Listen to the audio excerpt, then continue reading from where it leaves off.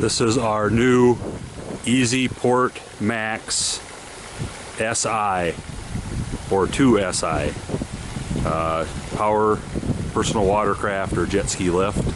It was bought from Marine Dock and Lift up by Taylor's Falls from Alden, and we had it installed.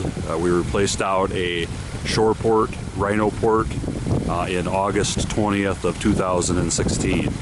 So when they came out and installed it, this is just a little bit of the how-tos of installation. So the top, the brackets themselves, or the posts, stay in the brackets. So unlike the shore port where we pulled them out, these actually stay in it. And so there's some top caps on there that'll stay on. If you do need to take them off, it's just a matter of tapping them off with a hammer or a chisel or something like that. And then they're just, it's the same augers that we had with the shore port.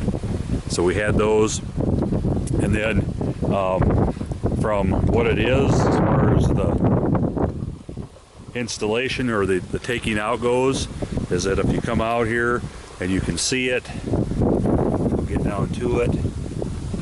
There's the pad, and it says Easy Port on it, and so that's the right side, and it doesn't matter whether it's left or right, that's the same. But if you flipped it upside down, that would be wrong, because it's got a bevel. It's beveled so that it fits in there right. So you should be able to see the Easy Port logos here from that, and it attaches to the side like that. And then to attach it, it's got, there is a right inside of that, there is a long plastic bolt that sticks up from the bottom, and then you put a nut on top of it.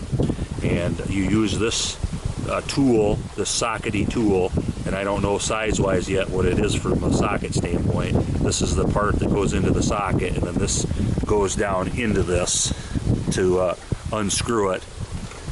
So there's that, and that's in the boathouse in the toolbox, and I've also got a spare. So I've got to figure out if that's a 1 inch or a 3/4. It's bigger than a 3/4. So, but anyhow, so he said when you take this off, if you unscrew this, it'll actually, the bottom piece that's underneath there, that's kind of its sister, that's like this thing here, with the bolt coming through it, it could fall off down into the water, which is a problem. So what you typically would do is stick your hand underneath there, get this loose, and then get your hand underneath and hold it while you pop that off. So, and then you're dealing with that. So, and then putting it back on, it's just making sure in the spring that you find the hole, because the screw has to go into this little seam here. There's kind of an indent where that would go, and then this top plate, this black thing, marries together and pushes down in there, and then you cinch it down in there with this tool. So that's pretty much what it is.